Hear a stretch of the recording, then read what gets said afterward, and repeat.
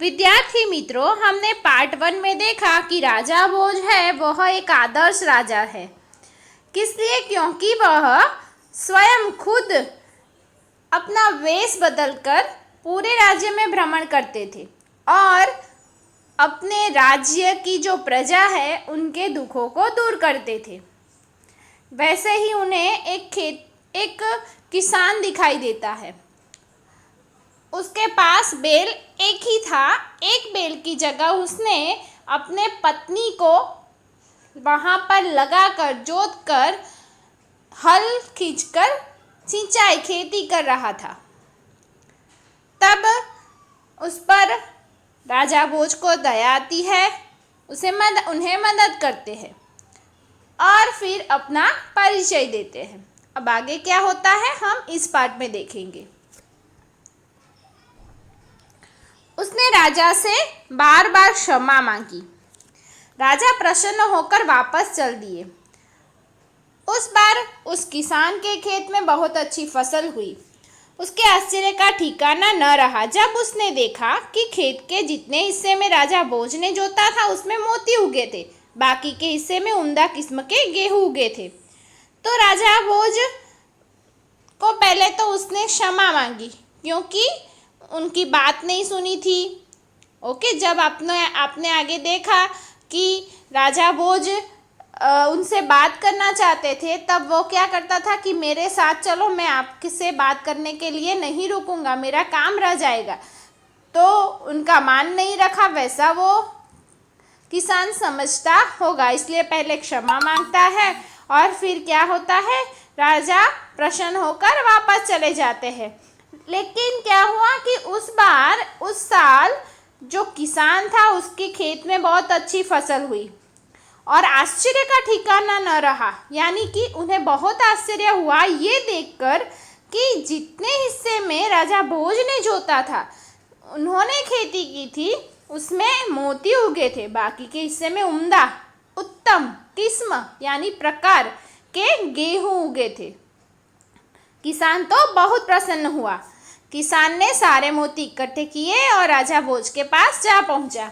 उसने सारे मोती राजा भोज के चरणों में रख दिए और राजा भोज को सारा किस्सा कह सुनाया।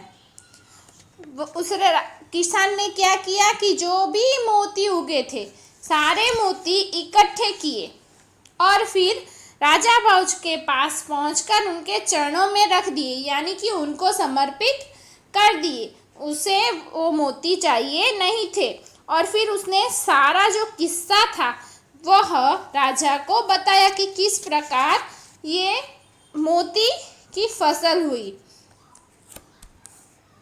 आपको दिखाई देता है ना कि मोती से भरा एक बड़ा सा बर्तन लेके वो आता है और ये जो राजा है, राजा भोज, उन्हें देता है। राजा ने कहा, ये मोती तुम्हारे खेत में उगे हैं, इन पर तुम्हारा हक है, इन्हें तुम ही अपने अधिकार में रखो। अपने अधिकार में रखो यानी तुम्हारे पास ही रखो, ये तुम्हारा ही है क्योंकि मोती उगे हैं लेकिन तुम्हारे खेत में उगे हैं तो उस पर तुम्हारा ही हक है, मेरा कोई हक नहीं है। अब किसान क्या कहता है, नहीं महाराज, यह आपके परिश्रम का प्रताप है। ये जो हुआ है वो आपके परिश्रम, आपके मेहनत का प्रताप है, मेहनत के लिए है, इसलिए मैं इन्हें नहीं ले जाऊंगा। मेरी प्रार्थना है कि आप इन्हें राजकोष यानी कि राजा का जो खजाना होता है जिससे राजा प्रजा को मदद करते हैं, तो ऐसे राजकोष में जमा कर ले और गरीबों की भलाई के लिए काम में ले। किसान ने प्रार्थना की।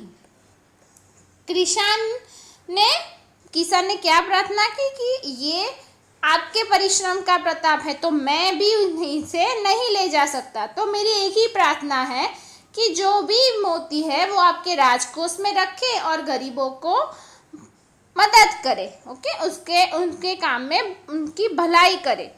किसान की बात सुनकर राजा बहुत प्रसन्न हुए और उन्होंने मोती स्वीकार कर लिए।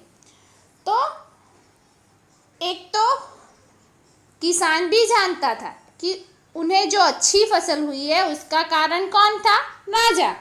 क्योंकि राजा ने जो 2 बैल दिए थे वो उससे क्या हुआ, हल चलाना भी आसान हो गया और उसके कारण बहुत अच्छी फसल हुई। और फिर दूसरा कि ये मोती जो उसके कारण नहीं था, वो राजा ने जहाँ पर हल चलाया था वहीं पर मोती उगे, तो उसमें वो अपना अधिकार भी नहीं समझता, इसलिए वह सारे मोती राजकोष में दे देता है। और इस प्रकार राजा भी प्रसन्न हो जाता है और किसान भी प्रसन्न हो जाता है। तो इस प्रकार हमारे इस पाठ में राजा भोज है जो एक प्रजा प्रेमी प्रजावत्सल राजा है, उसका परिचय हमें इस कहानी के द्वारा दिया गया है। आप सबको इस पाठ में समझ आ गई? सबको इस पाठ को रीड करना है, ये हमारा लास्ट पाठ